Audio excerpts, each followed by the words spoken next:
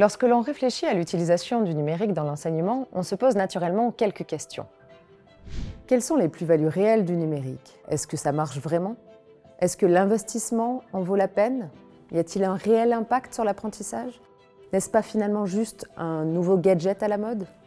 Comme vous pouvez aisément l'imaginer, de nombreuses recherches ont tenté de répondre à ces questions. Ces études visent à comparer des dispositifs d'enseignement traditionnels à des dispositifs incluant du numérique, avec pour objectif, bien souvent, de mesurer l'impact éventuel du numérique sur l'apprentissage. Les chercheurs et chercheuses examinent alors à la loupe l'engagement, la participation ou encore les acquisitions des étudiants et des étudiantes répartis en deux groupes.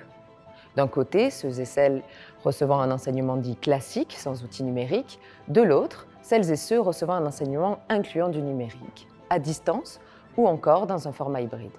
Et que disent réellement ces recherches? Eh bien, si quelquefois certaines recherches tendent vers une différence significative en faveur ou en défaveur d'ailleurs de l'utilisation du numérique, nombreuses sont les recherches qui n'aboutissent pas à des résultats déterminants. En d'autres termes, aucune différence significative ne semble apparaître entre des formats classiques d'enseignement et ceux utilisant du numérique. On pourrait s'arrêter là et établir qu'il est impossible d'affirmer avec certitude que le numérique a ou non un impact sur l'apprentissage, l'engagement ou encore la participation. Et ce serait probablement vrai. En effet, difficile de se positionner avec certitude dans un sens ou un autre. Cela dit, nous pouvons nous questionner sur les raisons qui font qu'aucune différence significative n'a été constatée, en nous intéressant, par exemple, aux éléments qui ont été mesurés dans ces recherches. Qu'est-ce qui a été observé? Qu'est-ce qui n'a pas été observé? Pour tenter de trouver une piste de compréhension à ce manque de différence significative, nous vous proposons l'activité suivante. Observez 4 situations d'enseignement fictives inspirées de la réalité. Ria, Paul, Jane et Camille sont enseignants et enseignantes à l'université. Le domaine de leur enseignement importe peu dans cette expérience. Par contre, il est intéressant de noter que leur public est similaire. Des grands groupes d'environ 200 personnes en première année de bachelor. Leur préoccupation est également commune.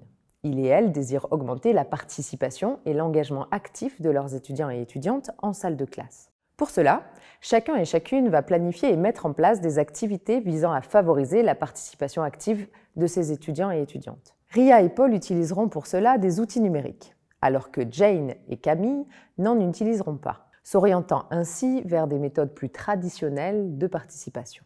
À l'issue du semestre, quel est le constat? On observe un accroissement de la participation dans les salles de classe de Jane et Paul, alors que la participation des étudiants et étudiantes de Ria et Camille est restée assez faible. Nous arrivons donc à un résultat qui ne nous permet pas de nous positionner de façon significative en faveur ou en défaveur de l'utilisation d'un outil numérique.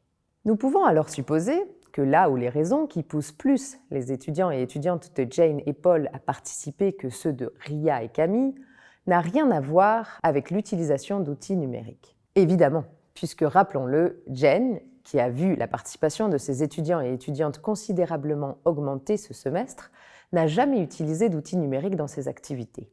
Pour comprendre ce qui a favorisé ou non la participation des étudiants et étudiantes, nous devons alors nous pencher sur ce qui s'est réellement passé durant ces 4 différents cours. Pour ce faire, nous vous invitons à aller découvrir l'activité étude de cas. Dans cette étude de cas, vous retrouverez des croquis d'animation pour nos 4 enseignants fictifs. Nous vous invitons à tenter d'identifier ce qui, selon vous, aurait pu avoir influé sur la participation des étudiants et des étudiantes.